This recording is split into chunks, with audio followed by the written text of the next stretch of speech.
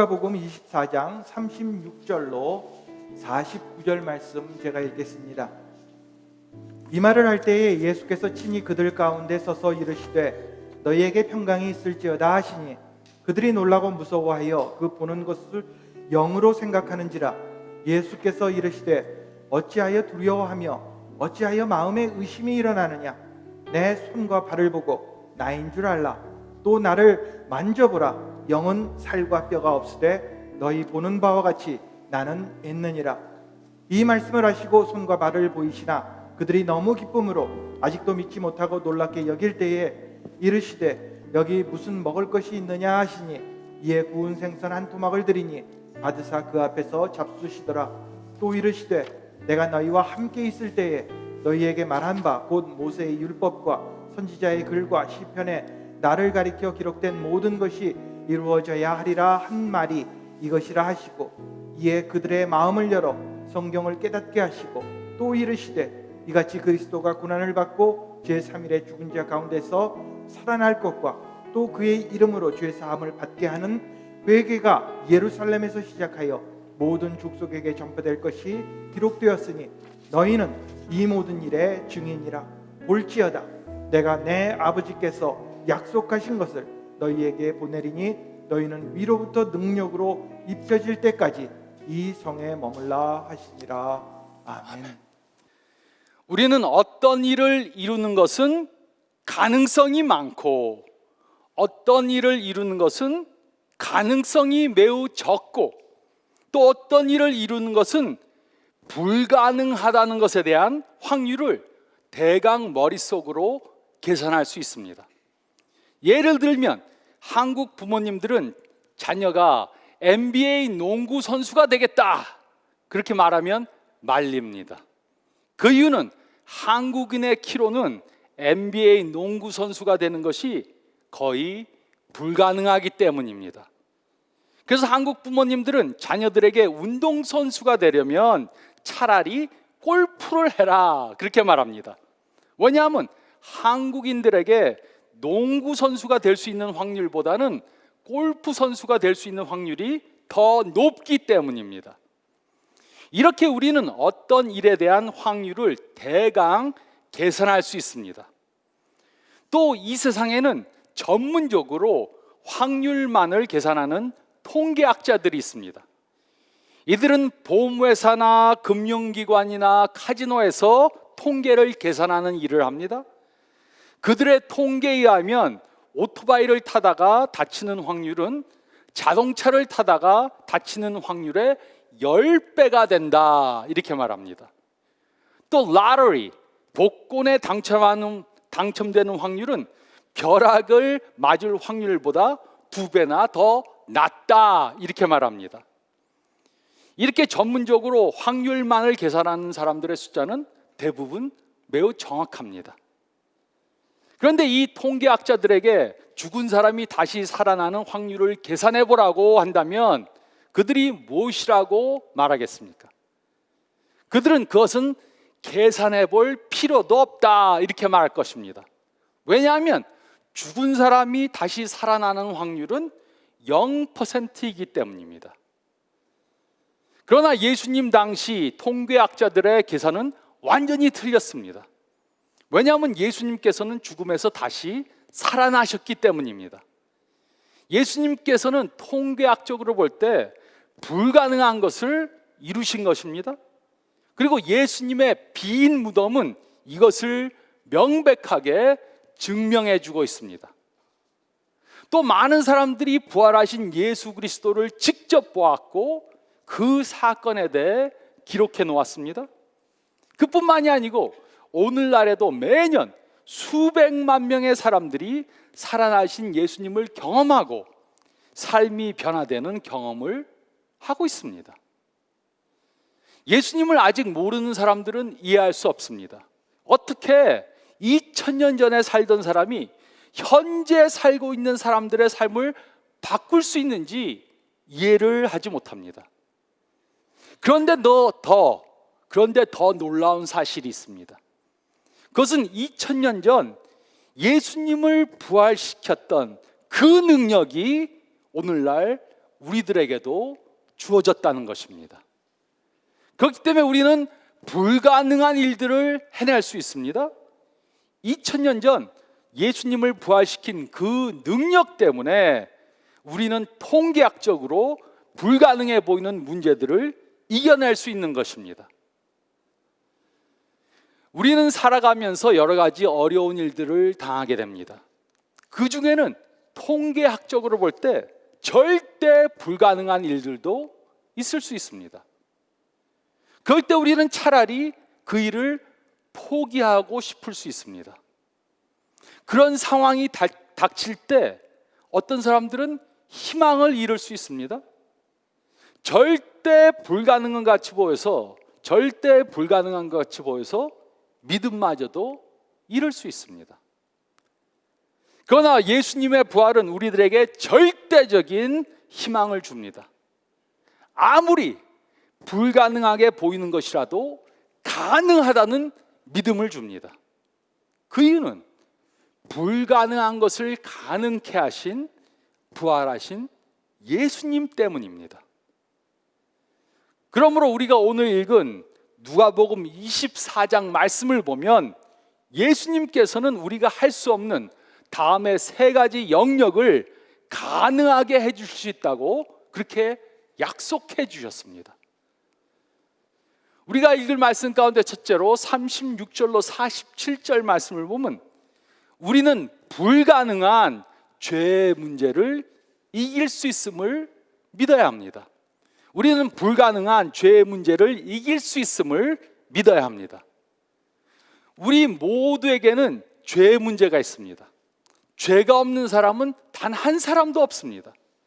그리고 가만히 생각해 보면 우리는 엄청 많은 숫자의 죄를 범하면서 살아가고 있습니다. 제가 아주 거룩한 사람이라서 하루에 딱 3번만 죄를 짓는다고 생각해 보시기 바랍니다.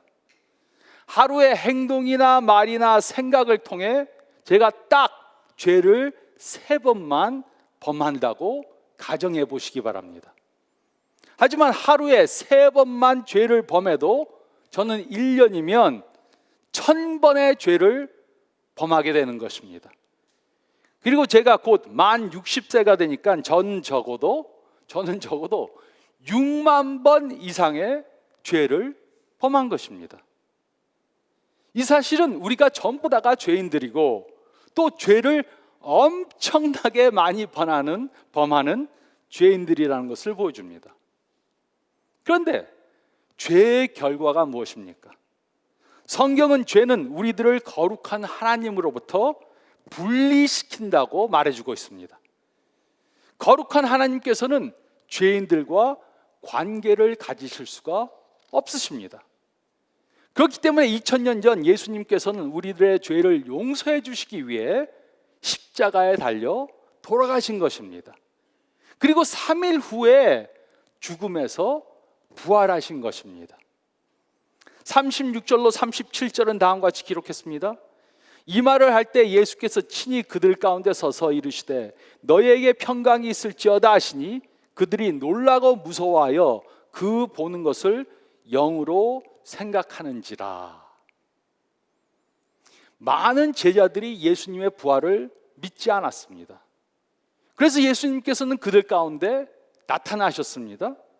그런데 그들은 예수님이 부활하셨다는 것을 믿은 것이 아니고 귀신을 보는 줄 알고 깜짝 놀랐습니다.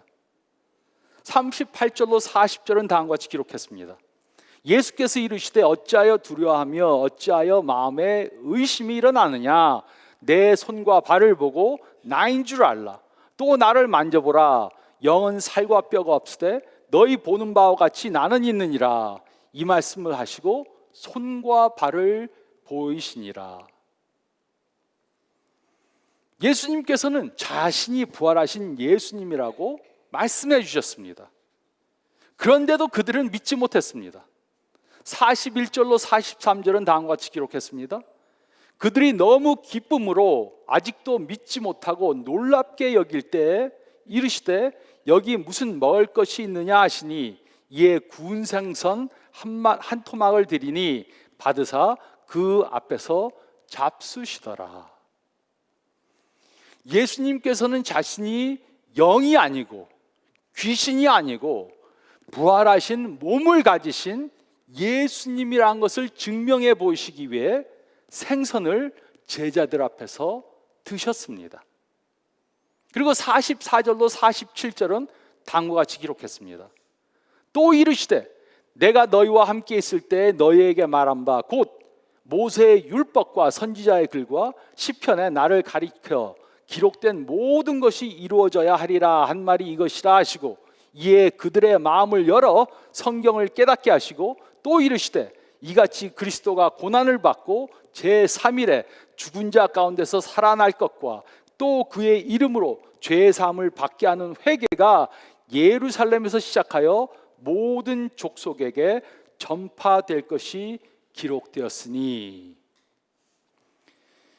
이곳에서 예수님께서는 모세의 율법과 선지자의 글과 시편에 대해 말씀해 주셨습니다. 예수님 당시에는 아직 신약 성경이 기록되었지 않았기 때문에 신약 성경이란 것이 없었습니다. 그래서 구약을 구약이라고 부르지 않았습니다. 그 대신 그 당시에는 구약 성경을 모세의 율법과 선지자의 글과 시편이라고 불렀습니다.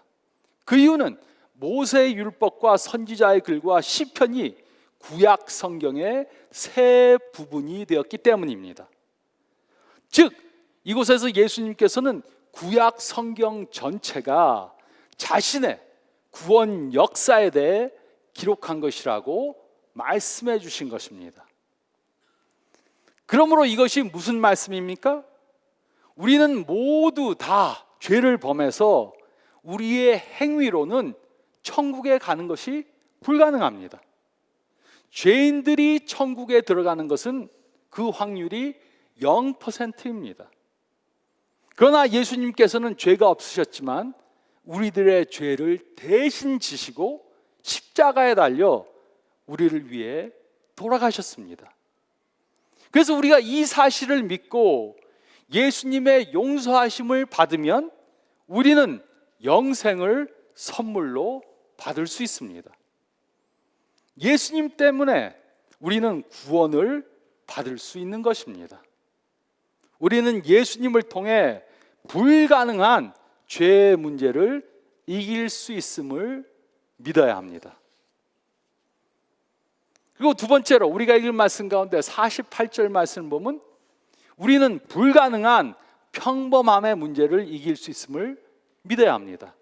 우리는 불가능한 평범함의 문제를 이길 수 있음을 믿어야 합니다. 48절은 다음과 같이 기록했습니다.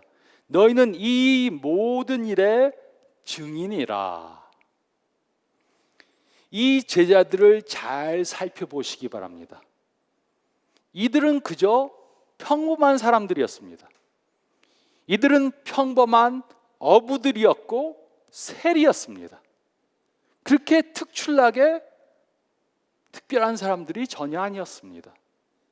그런데 이런 평범한 사람들에게 예수님께서는 특별한 사명을 주셨습니다.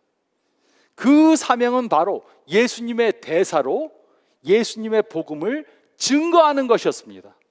부활하신 예수님께서는 평범한 제자들에게 평범하지 않은 사명을 주신 것입니다. 그래서 이들은 위험과 핍박을 무릅쓰고 부활하신 예수님에 대해 증거했습니다. 전 세계에 예수님의 복음을 전하는 놀라운 일을 해낸 것입니다. 우리 가운데도 평범한 사람으로 평범한 삶을 살면서 지치신 분들이 있을 수 있습니다. 매일 반복되는 삶, 그것 때문에 실증이 납니다. 특별한 목표가 없습니다. 특별한 일을 해낼 수 있다는 소망이 없어졌습니다. 올림픽에 나가서 금메달을 따고 대통령이 되고 암을 고치고 이 세상을 변화시키는 사람이 되겠다는 그런 꿈은 이미 오래전에 버렸습니다. 그저 평범한 삶을 사는데 만족하고 있습니다. 물론 좋은 사람들입니다. 교회에 나가고 열심히 일하고 가정을 돌보고 아이들을 기르고 국가의 세금을 떼어먹지 않고 잘 삽니다. 하지만 사명을 잃었고 꿈을 잃었습니다. 현실에 맞게 겨우 생존하고 있습니다. 이렇게 평범하게 살다가 어느 날 하나님이 부르시면 이 세상을 떠날 준비를 하고 있습니다. 우리 중에도 이런 분들이 있을 수 있습니다.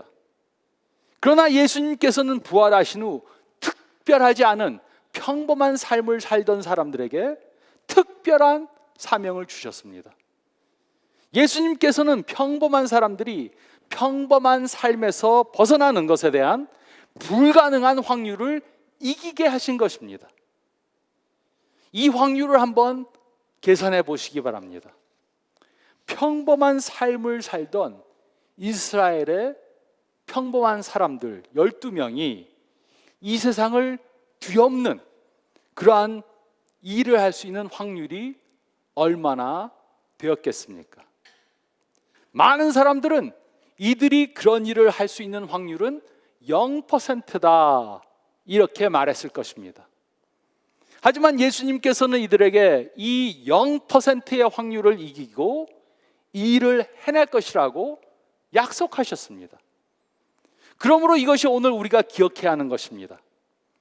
여러분들은 평범한 삶을 살다가 평범하게 이 세상을 떠날 것이라고 생각하고 계십니까? 그렇다면 여러분들에게는 새로운 비전이 필요합니다.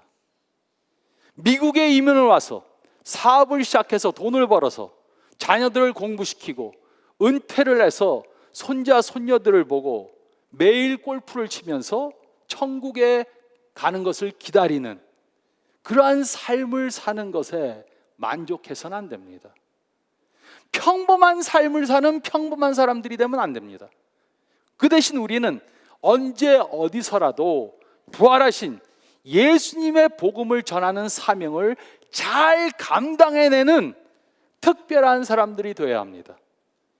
이 세상에 사는 동안, 우리에게 호흡이 있는 동안 우리는 예수님이 주신 평범하지 않는 사명을 이루는 특출한 사람들이 되어야 합니다.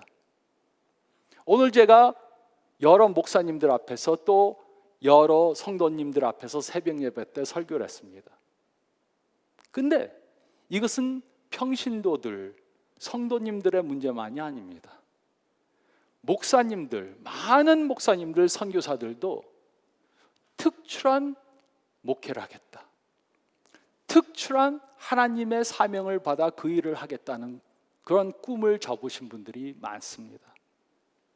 그냥 교회가 싸우지 않고 조용하게 있다가 그냥 은퇴했으면 좋겠다. 우리는 그런 목회하면 안 됩니다.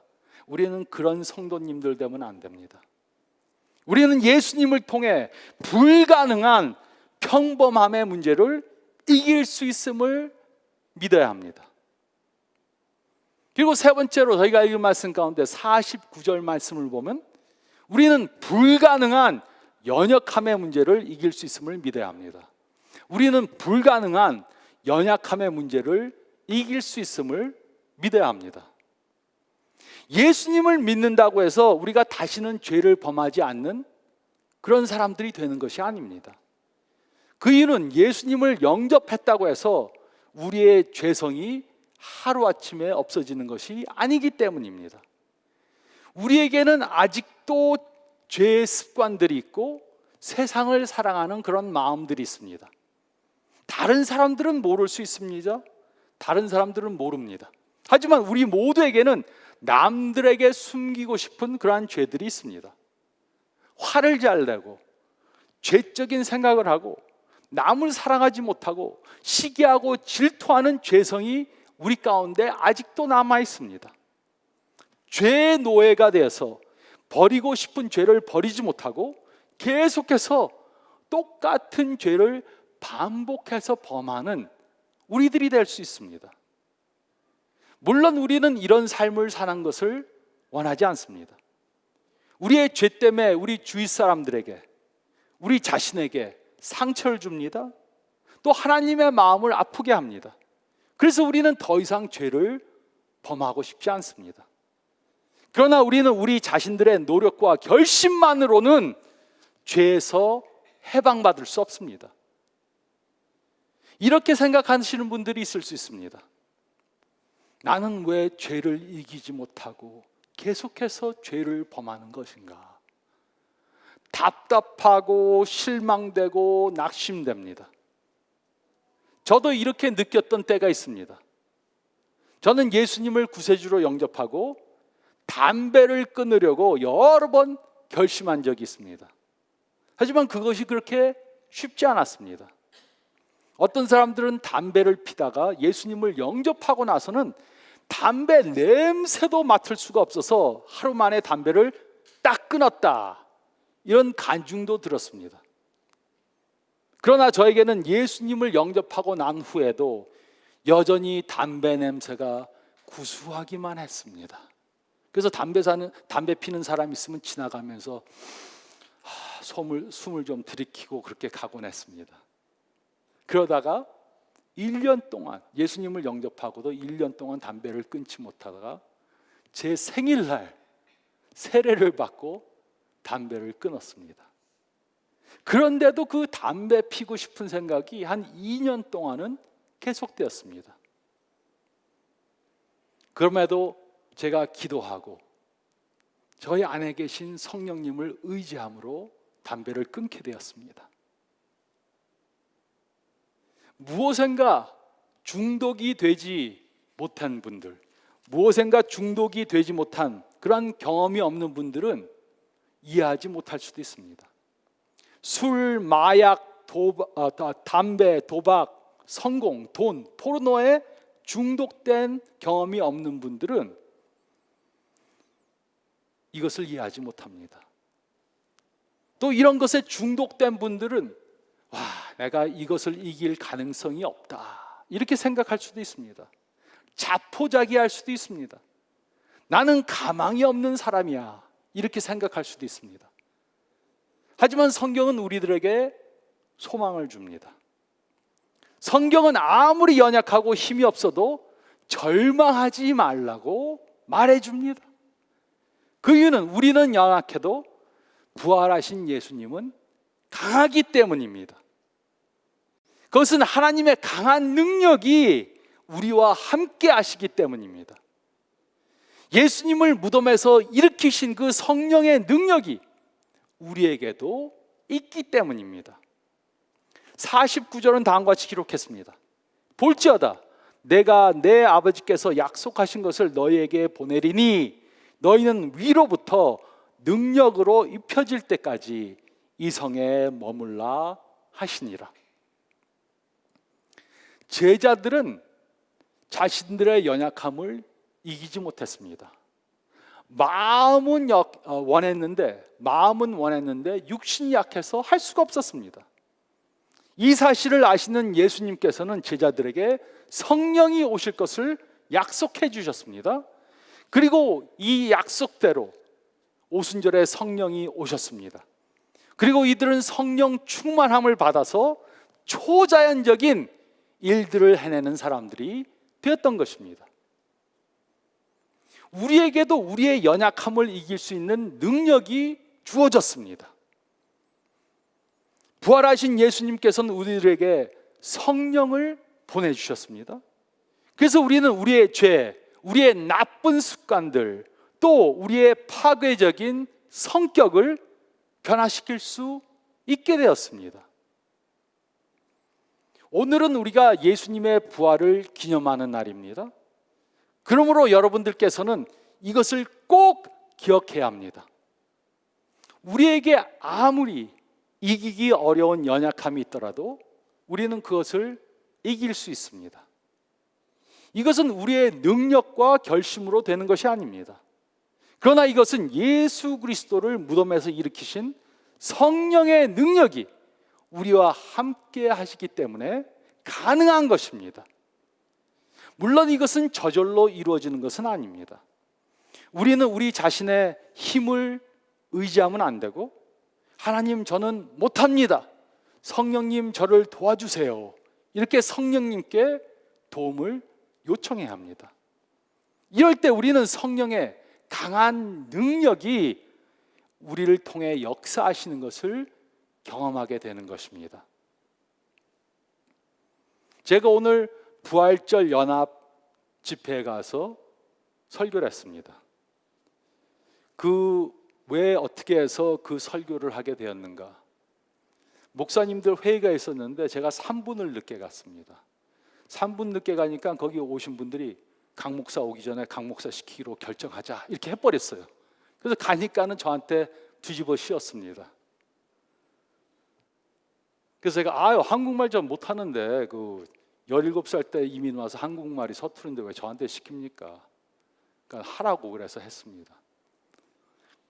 저는 하라고면 일단 하게 되면 열심히 또 자신감을 갖고 합니다. 제가 말을 잘해서가 아니고 성령님이 역사하실 테니까. 하나님께서는 꼭 끼워오는 닭도 사용하시고 당나귀도 사용하셔서 그의 메시지를 증거하셨는데 왜 저를 못 사용하시겠습니까? 그래서 저는 담대하게 합니다. 우리의 연약함이 있어도 성령님이 같이 하시면 이길 수 있습니다. 하루아침에 안 될 수는 있지만 가능한 것입니다. 불가능한 것이 절대로 아닙니다. 우리는 예수님을 부활시키신 성령을 통해 불가능한 연약함의 문제를 이길 수 있음을 확실히 믿어야 합니다. 여러분들에게는 어떤 문제가 있으십니까? 죄의 문제, 평범함의 문제, 연약함의 문제? 이러한 문제에 대한 해답이 있습니다.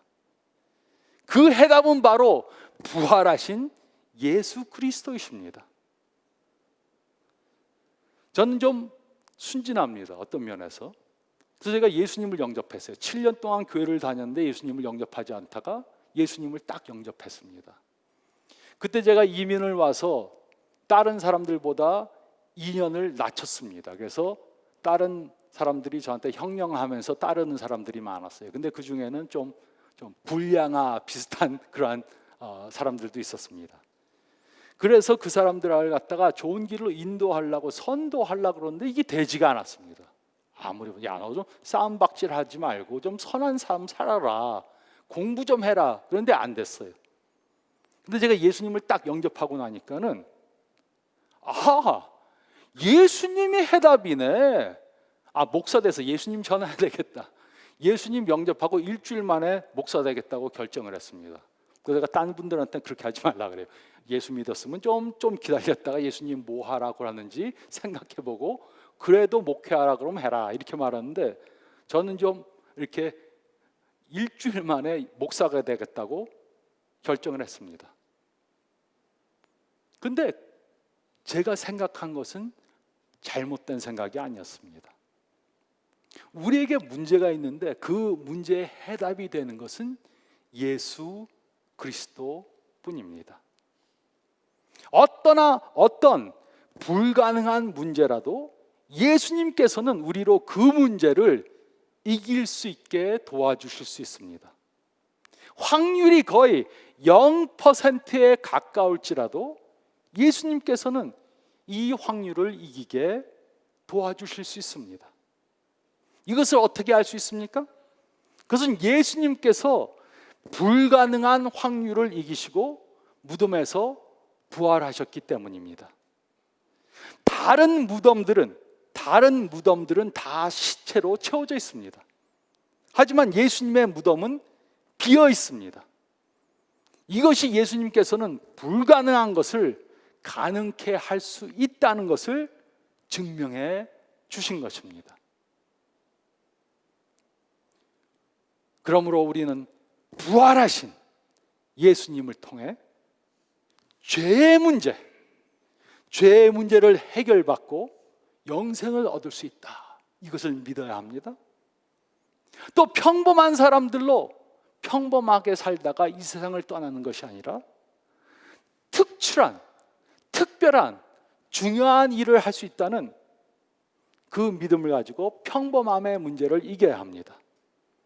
또 우리가 연약해서 죄를 범하지만 이 죄성의 문제를 이길 수 있다는 것을 믿어야 합니다.